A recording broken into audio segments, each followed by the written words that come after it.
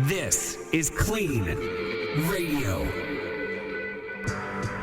Welcome, everybody, to KLEAN Radio and our news station in Astoria, Oregon, KAST, 1370 News Talk for the coast.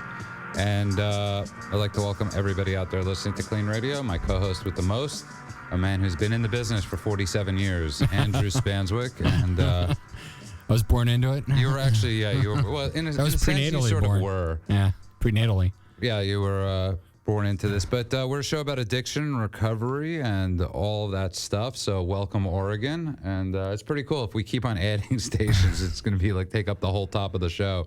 Yeah, right. We'll just have to be like 40 call signs.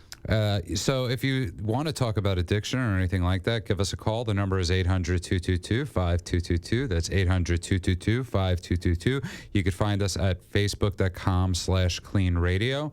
And go ahead, like us there, listen to our old shows or at KLEANradio.com. It's with a bit of a heavy heart tonight. You know, I'd like to actually sort of dedicate this show to all the alcoholics and addicts who didn't get sober and who sadly died of the disease of alcoholism and addiction. And, yeah. It's never, it's, we just had someone close to us die again. Yeah. And it's always rough, just, but it's happening out there, and people, it's somebody that was trying to get sober and got sober and then went out and used. And one time. Well, but yeah. So typical, though, right? With opiate addicts especially, they go back to using what they thought they were used to using, and they end up overdosing because they didn't realize that in getting sober, they actually reduce their tolerance level. Let's talk about that a little bit, because I think that's actually very important before we start talking about other stuff. But a lot of people don't realize that when you are sober for a little bit, and we talked about when Corey Monteith died, that you can't pick up where you left off. Well, the problem is also you tell people this, clients come in and, or you talk to people that have gotten sober, or we talk about it on the radio here. And, your tolerance level drops when you get sober, and you don't need the same amount of drugs at first to get as high. But people start using, and then they want to get higher and higher. And so they keep using, and they think they can take the maximum dose that they did before as they lose their sense of judgment as they're using, and they just chase it, and they chase themselves into an overdose. And unfortunately, that's more common than I'd like it to be. And it's something that people really need to be aware of more and more. And if you just tuned in, you're listening to KLEAN Radio. One of the things we wanted to talk about tonight, the thing about celebrity is sometimes it's interesting because it brings a face to this stuff.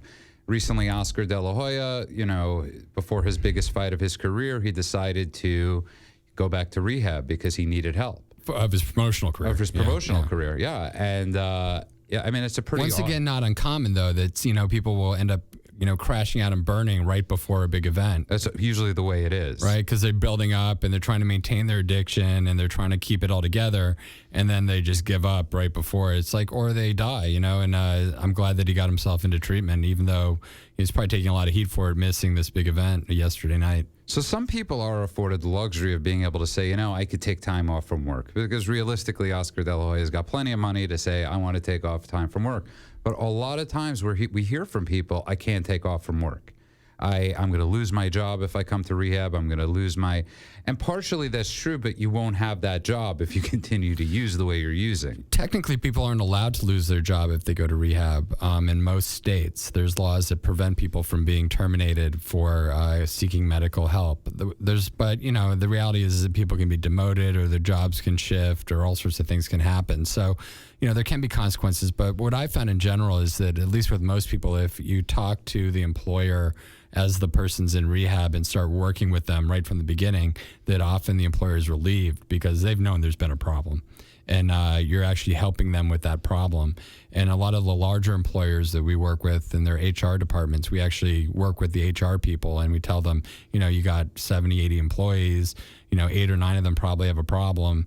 Why don't you let us help, reduce, the number of sick days, reduce the cost, and let us help you actually deal with the problem, because even most HR companies aren't used to dealing with problems with addiction. And so working with that personnel, and then we actually become problem solvers for them instead of just, someone they just send somebody to. And that's something we've spoken about, is letting us be your advocate. And because if you're going through this crisis right now, if you or a family member or somebody is drinking, is using, is in that abyss that you don't know how they're going to make it out of, Let us be your advocate. And there's, so few advocates for people that have, Yeah. Not just addiction problems, but mental health problems. And they're highly stigmatized. And even the family members themselves, or even the people themselves, might feel a lot of shame or stigma about their own illness. They might have a long family history of mental illness and or substance abuse. And that's part of what we do is we advocate even for yourself, not even for the individual, even for the client, about, their self-esteem and about their value and overcoming the shame of having become addicted or having to live with a mental illness that's been untreated. And with treatment, people can get better. And that's the one thing that's really important for people to know. So there are a lot of people out there that are listening tonight. It's a Sunday night and that are struggling. I mean, You're struggling because the Giants lost. I am struggling because the Giants lost. Saints won. And the Saints did win. And it's not that bad of a struggle. But give us a call. The number is 800-222-5222. That's 800-222-5222. And let's talk about this stuff tonight, because there are people out there, like I said, that are driving. They're going through one of the roughest times in their life, whether it's your son, whether it's your brother, whether it's your parents, that don't know what to do to get help. Yeah. It's a tough thing, and we're here to talk about that. So we love calls coming in and tell people and help people with their problems and issues. And what I like is the repeat calls too, where people are still working on their problems. And that's one of the things about addiction and mental illness, is that they're chronic, ongoing diseases that people have to constantly work at and be aware of. And the number one problem we have with treatment of a lot of mental health issues is medication noncompliance. People don't stay on their medication, or they don't stay within the treatment protocols that they need to, especially with substance abuse, where people will, they think they're better, they relax, they get lazy, and then all of a sudden, they're right back where they started. And I think the common theme, too, and I often say this about my father used to say, as long as I was alive, there was a chance. And I posted that on Facebook today. And obviously, a lot of that posting had to do with the person we know dying. And we know often people that are dying because of this stuff. But as long as a person's alive, it doesn't matter how bad of shape they're in, give that call and they could get help.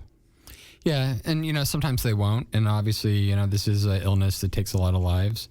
And that's unfortunate. The same thing with depression and suicide. And we're seeing in our culture a lot of externalization of self-hate and suicidal ideation, and it's becoming homicidal. And, now where people that are mentally ill have to go into a school and start shooting guns just to get some attention because nobody's giving them their medication, they're not getting treatment.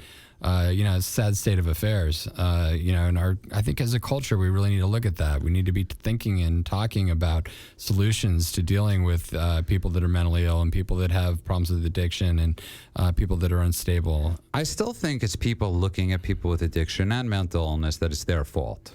Yeah, it's that, but it's also the ACLU is like, I'm normally pretty pro ACLU, but this idea that someone gets okay on their medication and then they are free to decide their own fate is just not really quite cutting it for me. I mean, we know for a fact that most people that are paranoid schizophrenic, for example, do not stay on their medication, and a lot of them mix it with crack cocaine or whatever, and they're going to relapse, and they're going to become floridly psychotic again. But, you get them, we stick them on medication and they seem normal. And so the judge says, oh, they can go out, and there's no long-term care for these people. There's no containment. There's no solid community for them to live in. But as a societal thing, I still think people look at those people. People look at people that relapse on drugs, that are using drugs, that are missing work, that are, all these things, and go, it's your fault. Yeah, I mean, there's different populations. I mean, the one I just described is, sort of very chronic, acute illness, someone who probably doesn't have very many family members supporting them anymore. And that happens as family members die off and people become abandoned in their late 40s. But yeah, and then, the whole shame issue for sort of the worried well or middle class or upper class, where they can get by. And then their problems become more serious. You see more isolation and covering up of their problems, and that's really common. People are in a state of denial, and they isolate, and they start tricking themselves and lie to themselves and lie to other people, and that sometimes they don't even realize it until they're really, really deep in their addiction. By the way, if you just tuned in, you're listening to KLEAN Radio. We'd like to welcome our new station in Oregon, the Cast 1370. I think I got that correct. And give us a call at 800-222-5222. That's 800-222-5222. One of the things we're talking about tonight that I'd like to talk about is because I do think it's hard for people to understand, hey, I'm in the crisis of addiction. I need to take time off. You know, because addiction, people look at addicts as very selfish. Is that fair to say? I think it's a typical stereotype. Right, the stereotype of the addict, that they're extremely selfish, self-centered. Now, they're going through their crisis all of a sudden. And in all fairness, I think for people, there's a reason people think that, and that's because they actually do become that way, but it's part of a coping mechanism to deal with their addiction. I mean, if you're having to chase down drugs every day, you become all consumed by it, and you become, that's why you isolate, and then you're running around and you're doing whatever you can just to maintain some sort of level of normalcy within your addiction. So it's normal for people to start stigmatizing an addict instead of recognizing that the addiction problem actually is changing their behavior and their way of viewing the world, and that most addicts are in pain and they're just trying to stop that pain. And unfortunately, there's underlying pain. So when they just try and sober up on their own, then generally the underlying trauma or pain under that will come up, and then they can't get sober because they don't have any treatment for what's underlying the issue that got them really loaded in the first place. And that's for the trauma that's underneath. Yeah, I think, trauma or underlying depression, there can be biochemical. There's all sorts of different types of addiction. And I think that's one of the things that people really don't talk about much. In AA, they say, there's just the alcoholic personality, and that's fine. And I think that there are people that are very well described as just having an alcoholic personality. But in my view, there's many different types of alcoholism, and there's many different types of drug addiction, just like there's many different types of depression. People or cancer. Yeah, cancer. People don't get depressed for the same reasons, and then there's different types of depression. There's major depression. There's regular depression. There's depression NOS. There's all sorts of levels of depression, types of depression. The same thing with addiction. Like we've said before on this show, there's people that, they start using drugs right away, and immediately within a few months, they're fully strung out and addicted. There's some people that can use drugs for 20 years in moderation and don't really show signs of addiction, but then eventually tolerance catches up with them, and then they show, acute forms of addiction later in life. So, it's all over the place, and some of it's probably genetic, and those are probably the people that get affected more quickly. Some, we know there's different enzymes and different ethnic backgrounds that can deal with the people's ability to process alcohol, or metabolize alcohol.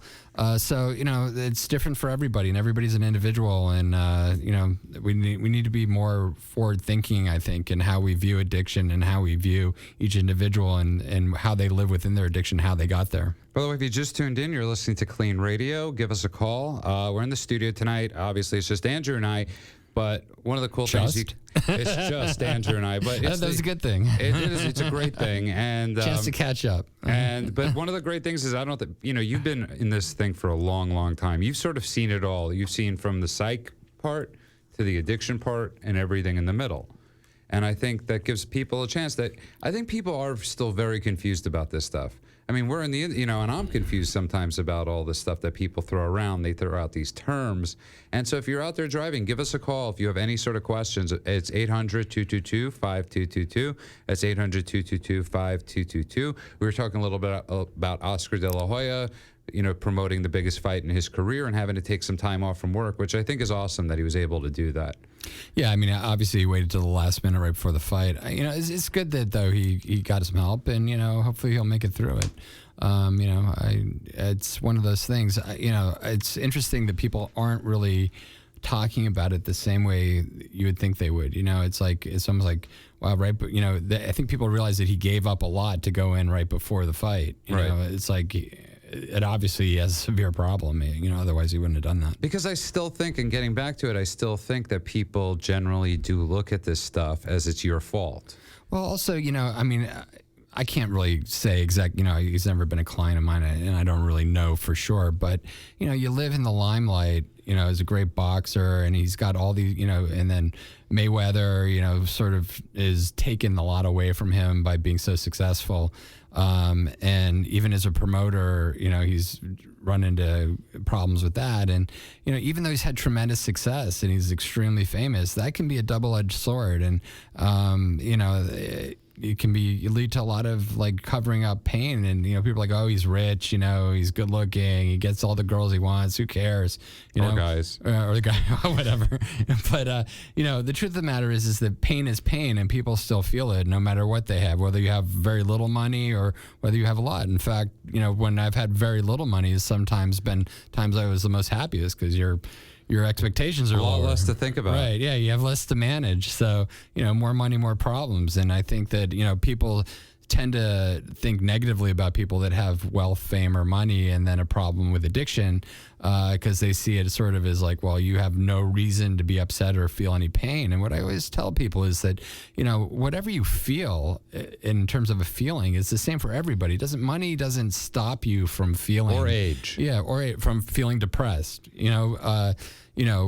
Having a really nice car doesn't make your life a lot better. I mean, it's nice. It's nice to have a nice car, but it doesn't deal with those real deep underlying problems like depression and real sadness and whatever. I mean, those things will still catch you.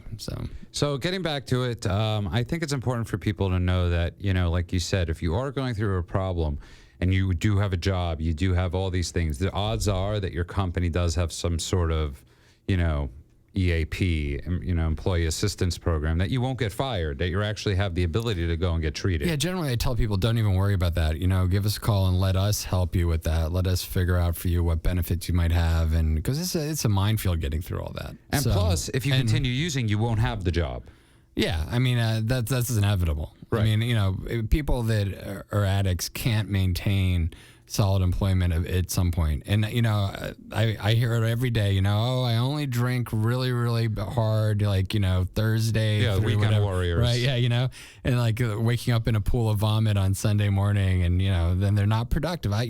People, especially like a lot of the discussion about marijuana, you just can't tell me that people are completely sharp and on the ball for most work.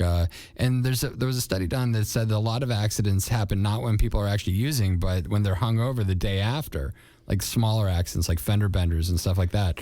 That's actually when people have a lot of accidents, because they're out of it. They're in pain. They got a headache. They don't feel well, and, they're driving around. And, we talk about drunk driving a lot, but we don't talk about hungover driving, which can be just as bad. Lord knows that happened to me. And if you just tuned in and listening to KLEAN Radio, an interesting report, the CDC says women's painkiller overdose deaths is up 400% over the last decade. It's a huge number. Yeah, 400% is a large percentage, yeah. So, but it's typical. I mean, we're seeing the shift from, we are Generation RX, as a lot of people have been naming this current period in time. But yeah, a lot of the drugs that are out there now are drugs that are manufactured by pharmaceutical companies, and they've become more and more available. Not just actual name brand prescription drugs, but generic ripoffs that are coming out over from overseas through the internet, and that's, we're seeing as a huge problem. Well, somebody actually asked me that question. You're familiar with them on Friday about there's another new drug out, another synthetic new drug. And it's sort of comical because there's always a new synthetic drug coming out. And there always will be. Right. There's always going to be, and the news programs do this. Oh my God, this is the, going to be the death of, and then until the next one. Right. And then until the next one, it's, and it's nonstop. Yeah, it will never end. I mean, like I said last week, there's over 700 legal drugs on the internet right now that people can purchase. And so it's really sort of like, you're never going to win the fight or war on drugs, as we like to call it in this country. Everything's got to be a war, but you're never going to, win this war on drugs when there's constantly ways to circumvent interdiction, which means, people actually stopping drugs coming in, because there's always going to be something that, you can get in. Plus, alcohol is everywhere. Alcohol is one of the worst drugs out there, and people die coming off it as well as when they're on it. So. Now we're compounding that with, easier access to more and more drugs. without any education or without anybody really talking about, how to appropriately use these substances. Because there's some people that can appropriately use alcohol, and there's some people that can. And a lot of people Most can. people, yeah. Yeah, most people can. And there's a lot of people that can use marijuana, without a problem. And some people that have real medical reasons for using marijuana. And, I don't oppose any of that. I'm actually very pro legalization of drugs in appropriate ways. But we also need to recognize that there's a certain percentage of the population that's going to have a harmful effect to that. That real toxin actually being available in the community. I mean, for certain people, that is a toxic substance because they're wired to be addicts. And, we have a responsibility, I think, as a society, if we're taxing and making money off of these substances or even making them illegal, that we also provide treatment for people that need help. So you're listening to Clean Radio. The number is 800-222-5222. We'll get your calls after the break in a couple minutes. The number is 800-222-5222. We're in here with Andrew Spanswick, my co-host the most. He's been in the industry for about 47 years. And try 22. Your mother's going to correct me after the show, by the way, and I know that's coming. I know he hasn't been in the industry for over 47 years. That would be physically impossible. She's like, I'm not 90. That's well, it happened in the womb, and but to people out there, this is one of the things we like talking about. This is because there are no clear-cut answers, and I think people have to realize that we are often asked, before somebody goes into treatment, for guarantees, and we don't guarantee, and all that stuff, and this is one of the hardest things, and it's a lifelong struggle. Not a struggle. I hate using that word because it hasn't been a struggle for me. The other thing that really bothers me, like somebody came up to me the other day and they, they just randomly asked me a question about somebody that they had a problem with, and it was, a young girl that was cutting herself, like around age 14. And they asked me for advice, and I was like, well, first of all, it's hard to give out advice without speaking to the person that's, cutting themselves. And they go, well, what causes that? And I said, well, there's a lot of things that could cause it. Mostly it comes from sexual trauma of some sort. And then we see that a high percentage of people that are into cutting have some sort of sexual trauma. But also it has to do with just, individualization, like self-identity, like separating from one's parents and feeling like a lot of shame or remorse, or because they're very different than their parents. And so many people jump in, I think, in this profession. They assume, okay, cutter, drug addict, must have been sexually abused, right? And so then you get clients who say, oh, well, yeah, that's it. I must have been sexually abused, right? And there's this sort of like group thing that happens, there's constant like prejudging and then like assumption that everybody's the same. And that's one of the things that I think is most damaging by a lot of what's going on in the addiction profession and the mental health profession, where is we get less and less time to work with people because of insurance cutbacks and because of state funding for people with mental health and substance abuse problems. There's a rush to judgment, so to speak, about the diagnoses. And so people get labeled with these really extreme diagnoses, borderline personality disorder, or, they say that they're bipolar when in fact, they haven't baselined them. They haven't found out what they're like off of all medication and what they're like off of all substances. And can they actually maybe be normal?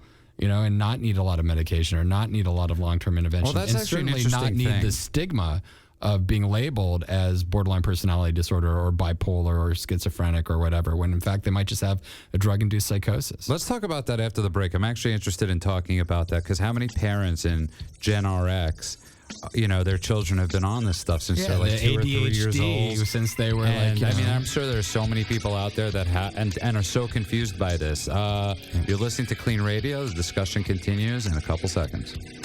Are you or someone you care about addicted to drugs or alcohol? Addiction ruins lives and destroys families. Bring an end to the pain and suffering by calling KLEAN Treatment Centers. KLEAN has helped people from around the world break free by not only treating the addiction, but the underlying causes and providing vital aftercare so people can get clean and stay clean with no gimmicks and no false promises. If you need immediate assistance or just have questions, call KLEAN Treatment Centers for guidance. A much better life awaits.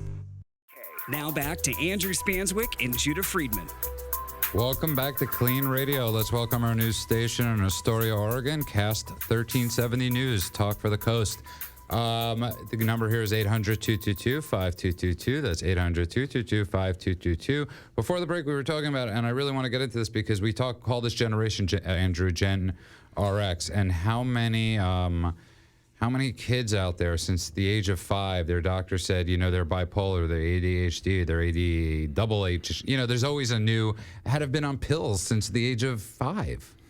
Yeah, and a lot of that has to do also with we're in a set of changing times in terms of how people interact in society. And, a lot of this attention deficit disorder stuff and hyperactivity, I think also has to do with the fact that, these kids that are growing up nowadays are, which sounds so reactive, but whatever, reactionary, sorry.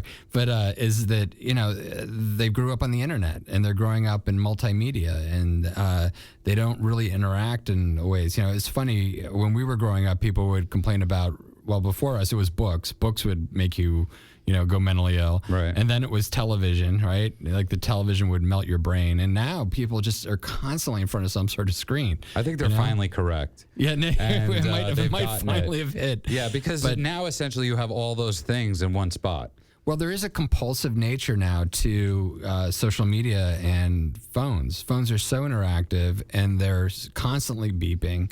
So, people, if you're checking your phone every 5 minutes, it gets to be a little overwhelming. And it's amazing to me how many times, like I sit even in a meeting, and I'm sitting there and everybody's on their phone. It's like, how could they really be paying attention to what I'm saying or what anybody else is saying, right?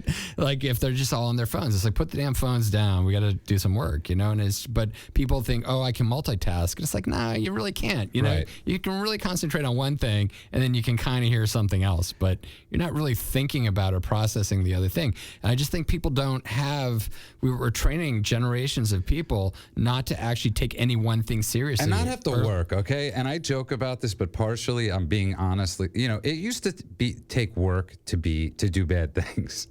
It really did, and we discussed this recently as you were on the news with a certain situation, and it's so easy out there for people to just write a hate email. It used to take time to write a hate email, okay? Well, what thing I find amazing about all these hate emails that I've been getting, and it's about the DiMaggio case, obviously, and Hannah Anderson. But, I get all these hate emails. Nobody's ever written me a hate email with their real name and address and whatever. And that's because it doesn't take work, okay? It's like, if you're in a car, you'll yell at people and beep your horn, but you wouldn't do that in an elevator.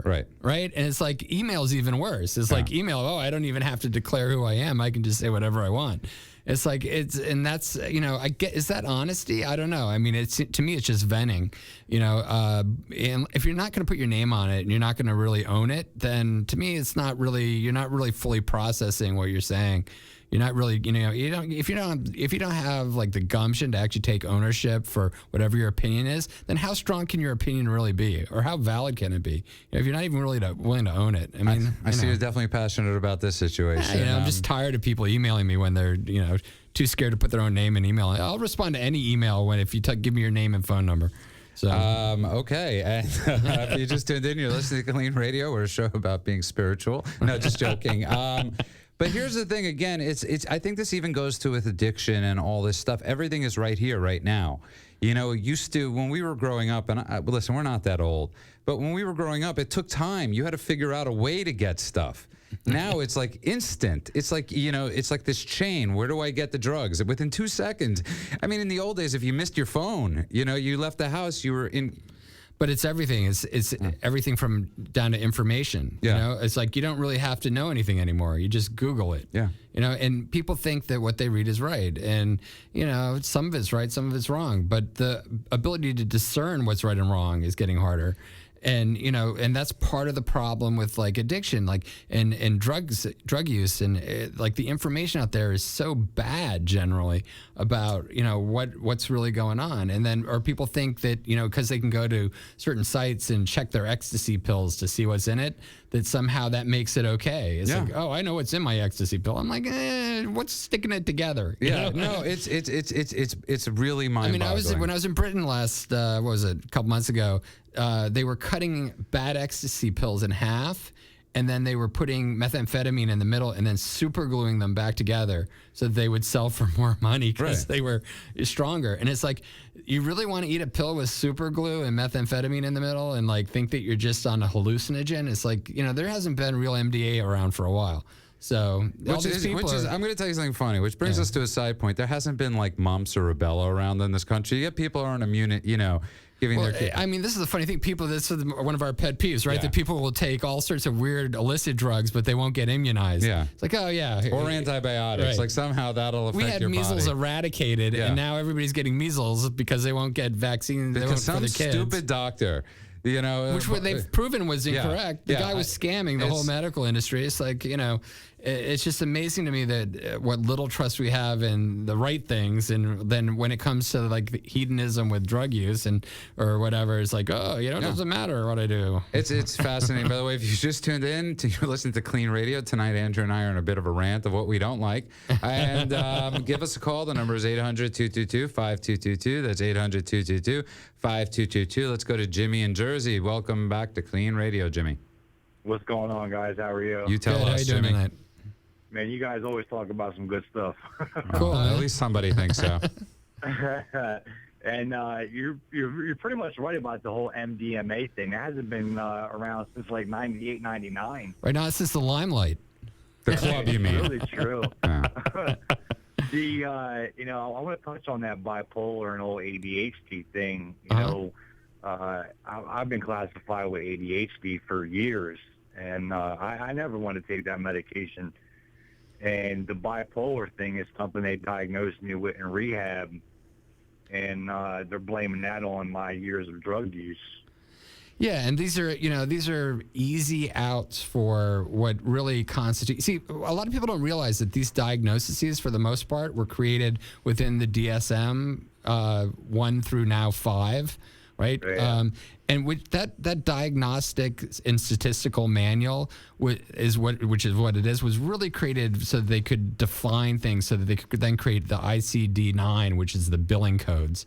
So a lot of what goes on is, to access insurance, they've got to label you as something. And when I was working in acute care hospitals, it was disgusting. I mean, somebody would come in that was just depressed, but you only get 4 days for depression. So they'd say that they were bipolar because you can be depressed or manic when you're bipolar. And then all of a sudden they get 12 days of insurance paying. So then the client or the patient goes out and they think, oh, I'm bipolar now. And then they're reading all about bipolar. And then all of a sudden, the next thing you know, they're taking Depakote or lithium and a really strong drug, when in fact, really, they just had temporary major depression. So, Jimmy, what did you do about it? So you went to rehab. They labeled you what is it? ADHD. ADHD I had. I was diagnosed with that a long time ago through going through school and stuff. But the bipolar thing, they diagnosed me after detox and stuff in rehab. And, how quick in? 20-some days in. So were you showing manic symptoms or depression, or not at all? He didn't like group. He didn't like group. not at all. I'm like, okay, well, I'm trying to look at this thing. Okay, well, this thing is a business, obviously, because yes, they're helping people, but they're trying to keep me here longer than that. And, I came home and, I have some anxiety issues. Okay, who doesn't? But, I take, a medication for that, but I don't take nothing for bipolar or anything else. Yeah, and most people that become alcoholic or have a problem with drugs and alcohol tend to suffer from anxiety. Anxiety is actually much more of an indicator of anything else than some of the other major mental health issues. And like you said, even at 20 whatever days out, it's hard to diagnose bipolar illness. It wasn't until 5 years of working in acute care psychiatric hospitals that I could really tell the difference between, manic bipolar break, drug-induced psychosis, and paranoid schizophrenia. A lot of those diagnoses look very much the same. Yeah.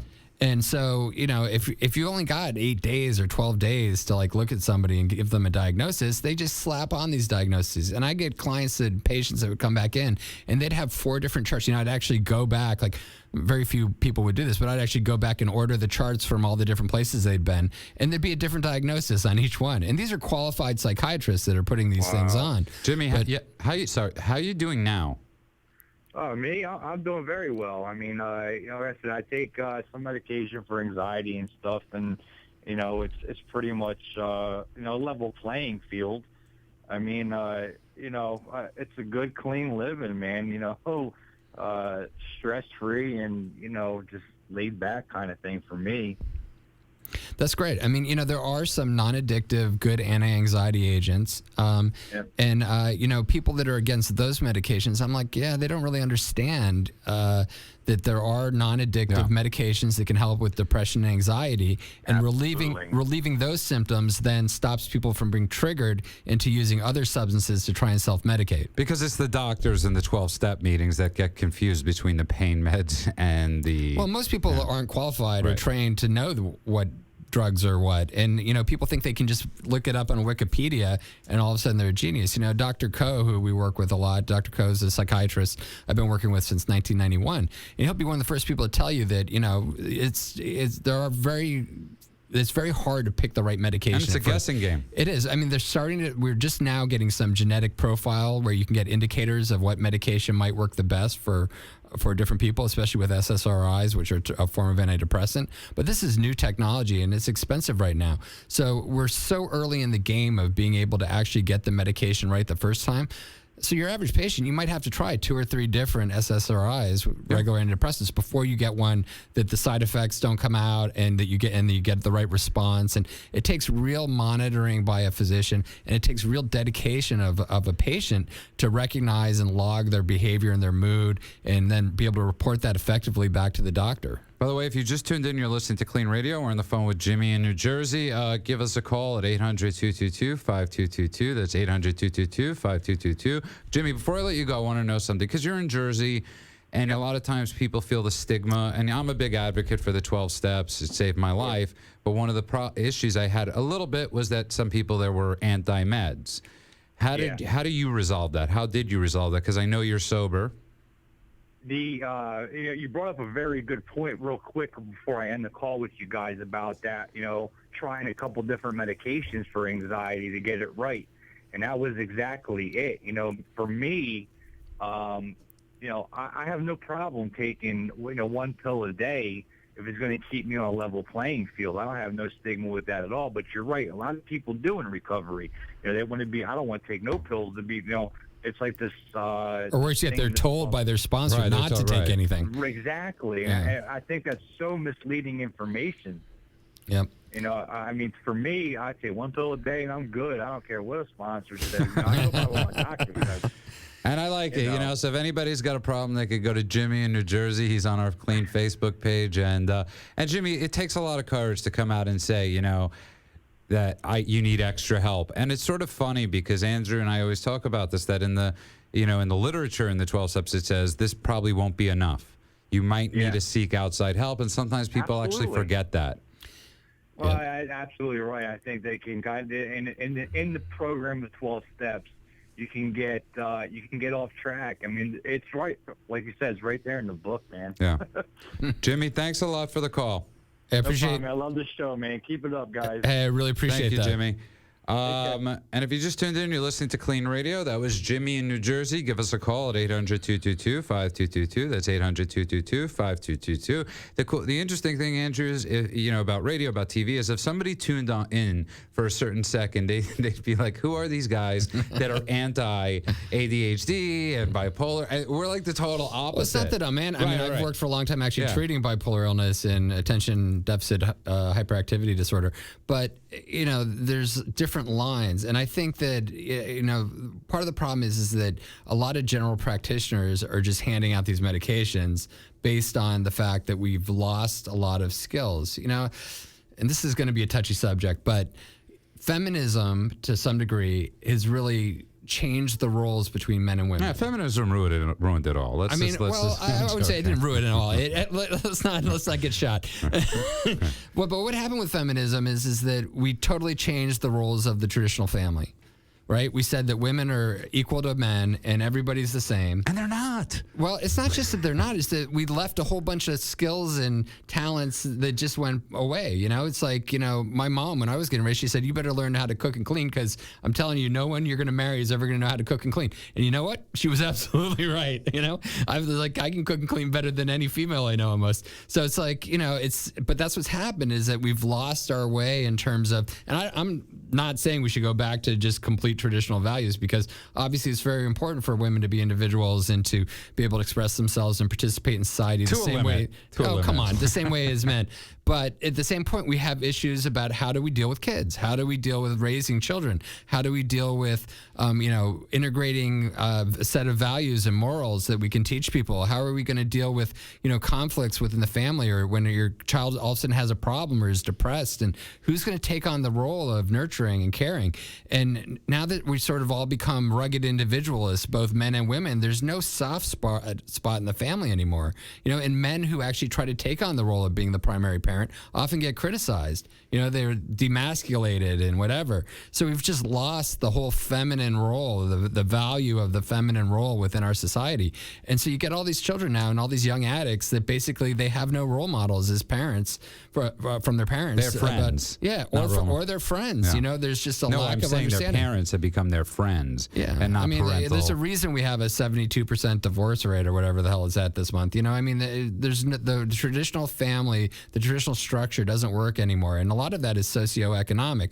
Not to be too highbrowed about it, but a lot of it has to do with how people deal financially in this world, and we've become a two-income world just to maintain the middle class. So do you think? So going back to what you're saying is, in a sense, it's like, okay, my kid, let's say 6 years old, is in trouble. He's in class. I take him to the doctor, and because I have no time, the doctor instantly says he's got ADHD. Here's a pill that could cure him. I hate to put it this way, but look at people's dogs, right? If you own a dog and it's nervous and biting at the wall and out of control, I can guarantee you that dog's owner doesn't spend a lot of time with that dog, right? Doesn't take it for walks. You see a dog that just hangs out, happy, whatever. That dog is spending a lot of time with their owner, is getting walks, and we see that's obvious, right? But then when it comes to kids and they're bouncing off the wall, and then we're putting them on medication. Like, you don't put your dog on medication because it's bouncing off the wall. Sadly, some people do. Well, now. that's true. Yeah. I have seen a couple dogs on Valium. It's true.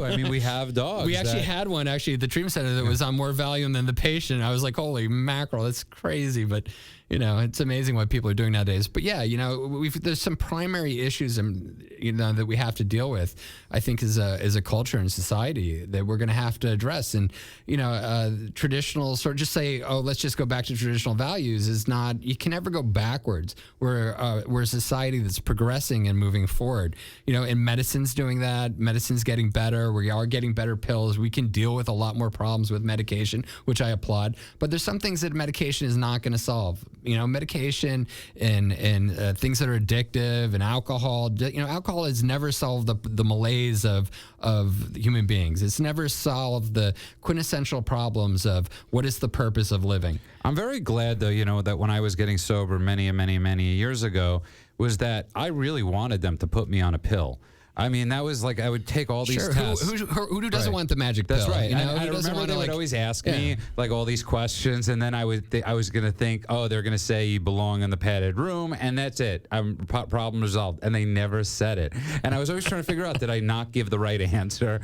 Like, are you depressed all the time? Yeah, and really good addicts, they're great at coming up with the right answer. Right. They know exactly what to say, and we even see that in rehab where people will admit, and then they'll come up with like things that we just can't not address because they know exactly what to say that's not something that we can prove they're lying about, just so they can get to the ER and get a temporary relief, of a fix of whatever they want, Demerol or... And again, I want to state that you're not saying that ADHD doesn't exist, that bipolar doesn't exist, that multiple, that all these things don't exist. You're just saying... No, I'm saying they absolutely do exist, but we're doing a disservice to people that really have just those labeling illnesses them, by labeling so many people with those illnesses when, in fact, they haven't been properly diagnosed. There's definitely people that, I mean, I've seen it, and it's people even say the myth of mental illness. I'm like, go spend a week at an acute care psychiatric hospital, and your whole view of human nature will be completely different. Go spend a week in front of 7-Eleven. Right? I mean, when you're running group therapy and there's 4 people that think they're Jesus in the group, then you're going to really understand mental illness. By the way, if you just tuned in, you're listening to KLEAN Radio. We'd like to welcome our new audience in Astoria, Oregon.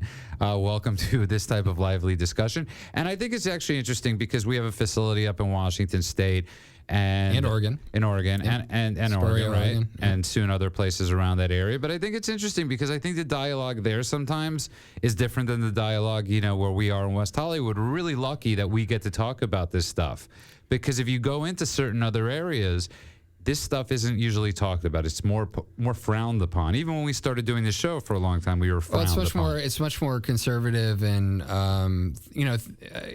LA all sorts of things start in LA. I don't know what it is about LA, but I mean STDs. I think most of the cults STDs. Most of the cults started in LA, right? I mean, even Southern Baptists started in LA. How did that happen? I don't know, but that's the history. So, but you go up to Washington, you go to Oregon, and it's definitely a different taste and a different feel. I mean, people are generally a little more, conservative, and they're a little more just sort of more normal, I guess. I love how you're scared to say the word conservative. Well, I did say conservative. It's just that LA is a little looser. Let's put it. The problems that we see in West Hollywood with your average client generally have more to do with narcissism and self-obsession. While up north, you tend to see people that really have problems with addiction. That they don't want to be on TV every 5 minutes. Let's put it that way. So. What we're saying out there is different strokes for different folks. You're listening to KLEAN Radio. The number here is 800-222-5222. It's 800-222-5222. The reason I say this is because when you're talking about this stuff, I love Jimmy from New Jersey, because I'm from New York. And I know how hard it is to say certain things. When I dealt with food issues, I wasn't exactly walking into certain meetings in New Jersey, and when I would tell my story, I'd go, "Hey, I'm Judah. I've had food issues." Because I was a little embarrassed. You standing in front of a room of guys, and I think it's really cool that somebody like Jimmy, I've never met the dude, that he could say out loud, the 12 steps are great for me, but I needed additional help. And how many people he's helping by actually saying that. Well, and even AA itself admits it's not treatment. Right. And a lot of people think it is. They think that, going to a 12-step meeting is treatment. And I often hear people say that, and it's very obnoxious. They go, "Oh, what am I going to go to rehab and buy a $50,000 big book?" And unfortunately, some people do, and those are people going to the wrong rehabs. Right. And that's one of my pet peeves also, is that the lack of professionalism in a lot of rehabs, and that the state criteria for licensing of rehabs isn't strong enough. Why is that? Well, there's a lot of reasons. A lot of it's political. Right. I mean, a lot of it's political. A lot of people think that the responsibility of the state isn't to dictate what type of treatment is provided, only to ensure that it's a safe environment that meets certain criteria for monitoring of clients. So basically, they have a responsibility to make sure people are in a safe environment, and then that's all. And most regulation is for that. That's the purpose, supposedly, most regulation. A lot of regulation is also used for gatekeeping as well, to stop other people from competing in a market. But the addiction industry hasn't really grown very much. It's, for the most part, most rehabs are operating like they did 50 years ago. And they're certainly operating off. What do you mean by that? The model they use? The model they use, how they treat people, the treatment methodology that they use is extremely out of date. And, and I'll put it out there, it's called the Hazelton model. And, it's a company that's nonprofit, but makes a ton of money. I know the word you were looking for. And they sell products, and, they're nonprofit, but, nonprofit's just a tax status. So, there's though, most people don't know that. Most people see, Hazelton. Oh, yeah, nonprofit. Nobody's making any money. It's like, they look, it's a great cause, They're making a lot of money, trust me. There's a lot of people making a lot of money off of an old, outdated model. And I think that, I've seen them try to do some progressive things, and I think that they're slowly changing. But, certainly not as much as some of the more cutting-edge groups that really are embracing, again, a medical model, and then also incorporating a social model. Right. So, and what you mean by that is and I think it's very important to say, is you're saying that the 12 steps and, the psychology model can go hand in hand, or the medical model. Medication, right. psychoanalytic therapy, cognitive behavioral therapy, and some sort of social model. Right. Social models really are just about educating person about what they have. Like AA for the most part is it's teaching you about alcoholism from people's years of history of help or of having a problem and what helped, right? And then it tells you how to change your behavior, and then it sticks you with a bunch of people that have done that same behavioral change, hopefully.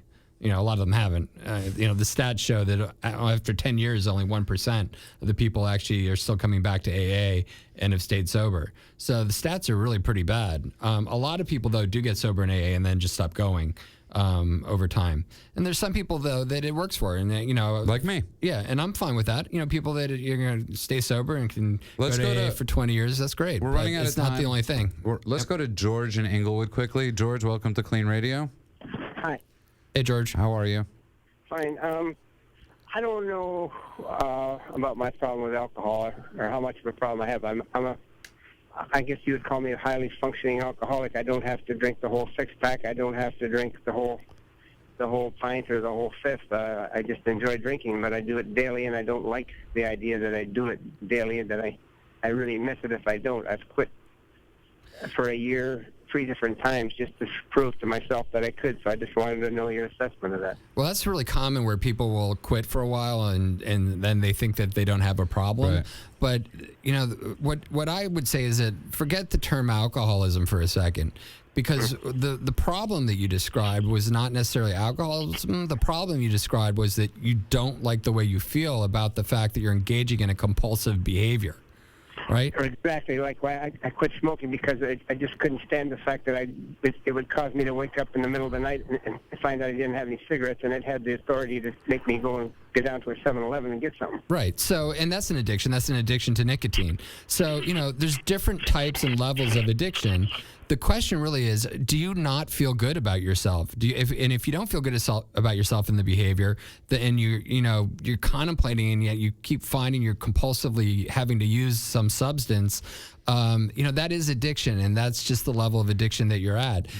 Some people can do that for a long, long time. Alcoholics generally can be functional for 40 years of addiction, but some will be right off to the races, and you're that's what you're doing. You're toying and playing with, it's Russian roulette. Yeah. Eventually, at some point, you're going to get to the point where you feel this compulsion to drink that you can't control as easily, or maybe you're getting there already, and that's why you're questioning it, which is very insightful about your own behavior and about your own thoughts. George, here's the thing. We're running out of time, but I want you to do 2 things, okay?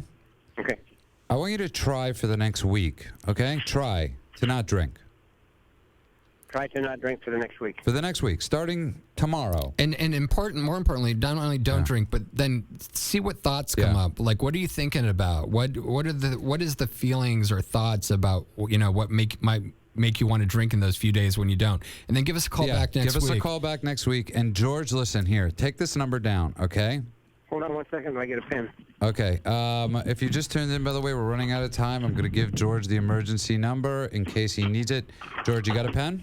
Yep. That's 888-601-6040. That's 888-601-6040. If you're going through anything, that's an absolutely free call.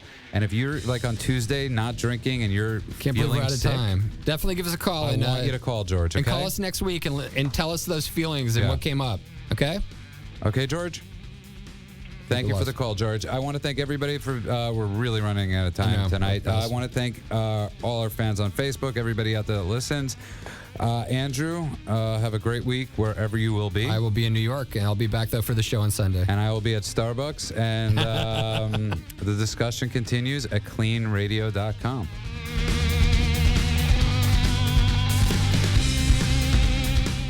Are you or someone you care about addicted to drugs or alcohol? Addiction ruins lives and destroys families. Bring an end to the pain and suffering by calling KLEAN Treatment Centers. KLEAN has helped people from around the world break free by not only treating the addiction, but the underlying causes and providing vital aftercare so people can get clean and stay clean with no gimmicks and no false promises. If you need immediate assistance or just have questions, call KLEAN Treatment Centers for guidance. A much better life awaits.